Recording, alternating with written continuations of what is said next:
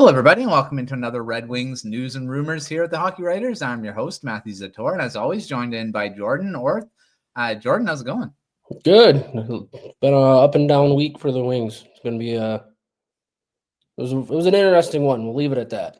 Yeah, their last 10 haven't been. They're around 500, 5-4-1, but they still only are a point out of first in the Atlantic. So it's still looking pretty well. It's still looking pretty good. But yeah, it has been a bit of it was a really crazy game last game. Red Wings won, but it was a bench brawl right at the end of the game there, which was kind of interesting. I haven't really seen that in a while. And the two jerseys, which really made it kind of interesting. That the pictures were great from that game. So, but yeah, it was a bit of a crazy game there.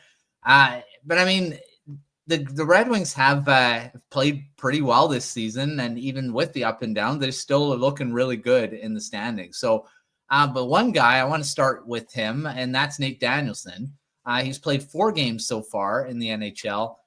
No points, not have anything in the stat sheet yet. But how have you seen his game kind of be? I mean, 4 games is not a long time, but how has he looked in the NHL so far? I think he looks fine so far. I mean, obviously you would like to see some numbers attached to his name, but he's shown he's not afraid to go to them dirty areas. He's kind of plays that game where he's going to go muck it up if he has to make a play. And I mean, you look at his defensive game. Connor Bedard straight up said when he was drafted that he was the hardest guy to play against defensively. So I mean, you can see this signs of it early on. I think once he gets more of that confidence, more of his feet underneath him, and in the swing of things, I think he might take off. I'm not saying he's gonna light the world on fire, but bottom 6 needs anything they can get for help. So yeah. For sure. And the thing is, when he was drafted, he was more going to be a two-way type forward. And I mean, I don't think he's going to end up putting up a ton of numbers. I think he's going to be more like a Jonathan Toews. He might have a season where he has like 70 points, but I think he's not going to be a 100-point guy. He's going to be a really just solid top 6 guy. Although I said that about Bo Horvat, and Horvat's looking pretty good lately with his goal scoring. So, I mean, he might surprise me as well, but I'd see him as more of that two-way guy that won't put up a lot of numbers, but still be a real valuable guy to have in the lineup. Right, we spoke about the offense. It's been really top-heavy. I mean, you're looking at the 3 guys that really lead the way, and there's a big drop-off after Nate, after Lucas Raymond, Dylan Larkin, and DeBrincat. All 3 of those guys over 20 points. Yet the rest of them, I mean, Patrick Kane, he'd probably be around there now if he didn't get hurt, because his point per game was pretty good before he came back. So, very top heavy. Do they need to make a trade to maybe boost or upgrade this offense? Because can you really go through a whole season and be successful with just 3 guys putting up numbers? Yeah, I don't think that's obviously it's not sustainable. Would a trade make sense? The way McClellan made it seem when they brought Danielson up that they wanted to see what they've got with him before making any ideas or moves with anybody else on the roster. I think they might have things in motion trying to do something. The problem is how log jammed the entire league is. There's really not a whole lot of teams that are out of it. So you're going to see teams want to hang on to their guys as long as possible. So I think you're going to have a tough time trying to get a trade worked out for someone that's going to be able to make a decent impact, not a top 6 guy, but someone's going to add that secondary scoring. But it would make sense in my mind to definitely try and get something in there, get some fresh blood, something, whether it's a trade, whether it's bringing somebody up. I mean, there's a few avenues you could go down, but they definitely need that spark in that bottom half of the lineup. Mm-hmm. Yeah, I mean, they're great in the top half. All 3 of those guys are on pace for some really good numbers. And I mean, they're all just putting up points almost every game. So, I mean, it can be sustainable for a little bit, but yeah, it could drop off and all of a sudden you have nothing. And that's where you'll get in trouble, especially as you get closer where you're playing all these more competitive teams. Yeah, so hopefully some other guys, because they do have some other players that can step up. And that leads me to my next thing is that who needs to step up offensively beyond those three? Because the rest of the lineup there Emmett Finney has kind of slowed down since a bit of a hot streak there. You're looking at JT Compher. I mean, he should be able to put up some better numbers. Patrick Kane's back now, so you're hoping that maybe he can keep going and continue from what he started with. Who else really needs to kind of boost their numbers here and to help out because they really need it? I think you need Marco Kasper to step up. I mean, he's got 3 goals, 3 points all season. Yeah. I mean, he started off, obviously they're shuffling the lines around, but he's on that third line with Danielson right now. But he was a guy I thought would be able to take that next jump to be a 25, maybe even a 30 goal scorer with the way he plays. And it's not like he's been invisible on the ice. And I don't want to say he's played bad, but he definitely needs to pick that offense up. I mean, you can look at him, you can look at – there's a handful of guys, like you said, the top 3, and then it drops off to 11 points as your second high or fourth highest. You need a little bit more from everybody outside those top 3. But someone like him, if he could get going, and it could be a trickle-down effect. He keeps playing on a line with Danielson. Maybe Danielson starts getting in on the action. I mean, it's – for me, it's definitely Kasper because, like I said, he's definitely the guy I thought that would take that next step after how he played last year. Yeah, I agree with that. I mean, again, he's another guy. I don't think he's going to put up a ton of big numbers, but he can definitely do more. I mean, 3 goals, it's okay, but you're looking for a bit more than that. And I think that's all he got. He's got 3 goals and nothing else. I mean, he doesn't have any assists either, so it's like he's not really setting up anything either. That's a bit of a, even if he was just setting up some goals, which would help. All right. Well, we're not technically at the quarter season mark, but 19 games. I'd say they're pretty close. One more game and they're at the 20 game mark, which is where I always see where trends are. You kind of look at it. And I want to do some quarter season awards quickly on this one, because by the next time we're going to be over the 20 games. So let's start with MVP. You could probably pick one of those 3 guys that are really leading the way. But who would you pick?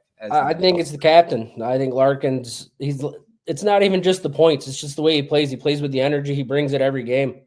And it's to that point in his career. It's like, okay, he wants to take that next step, not just as a player himself, but as the team. The hometown boy wants to get his team back to where they belong.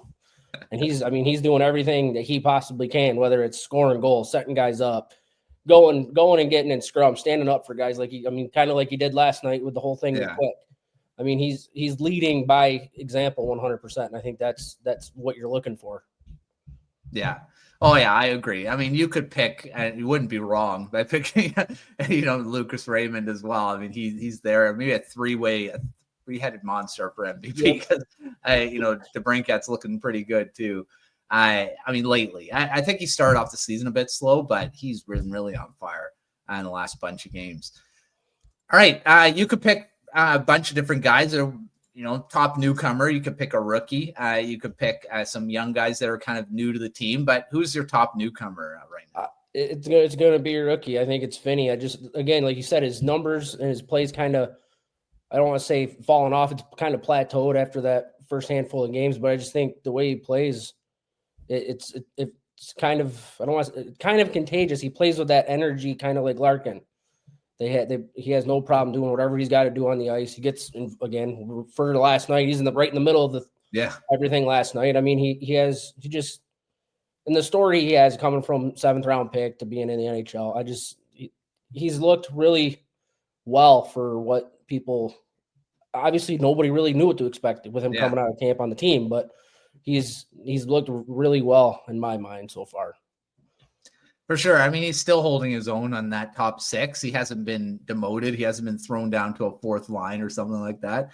He's still playing pretty good. So, I mean, there's ups and downs throughout a season. And he wasn't going to be a 30-goal scorer. He was kind of on pace as you're looking at the numbers. But he's still, like I say, looking pretty good.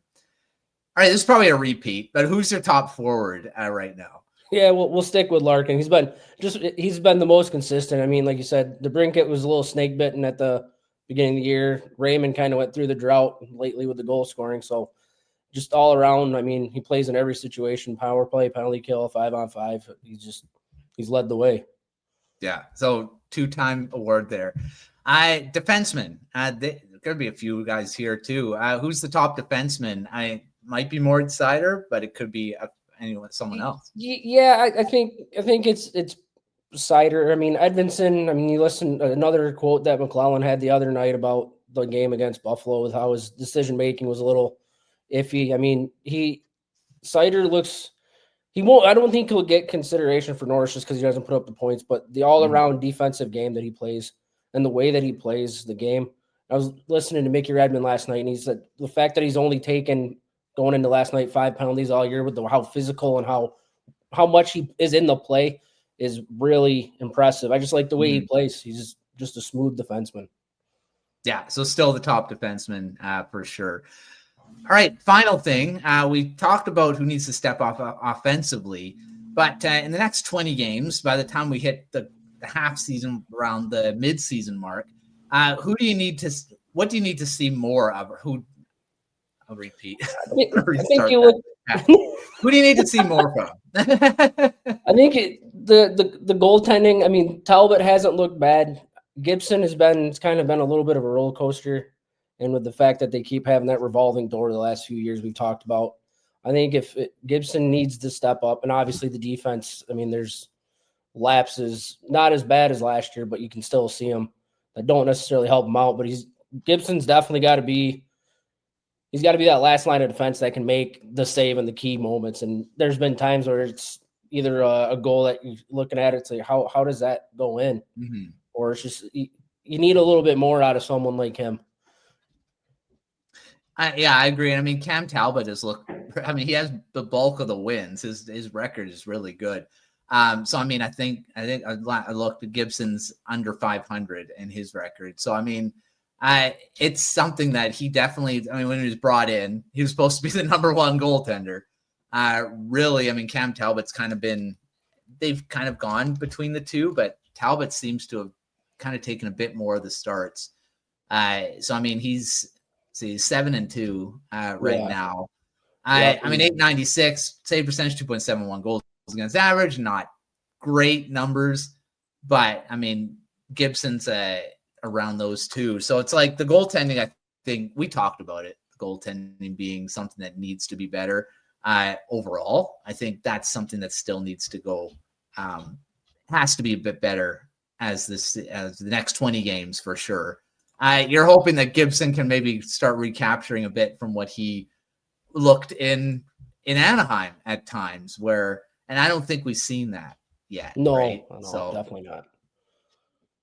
Yeah, that's something that definitely needs to change. He is under 500, 4-5, 875 save percentage and 3.31 goals against average. So yeah, those numbers have to be a lot better. In the next 20 of how many starts he gets. And yeah, that I think goaltending in general, like you said. So we'll see. All right. Well, that's another news and rumors of the Red Wings. Hopefully they can keep it going and start another win streak as they won last night.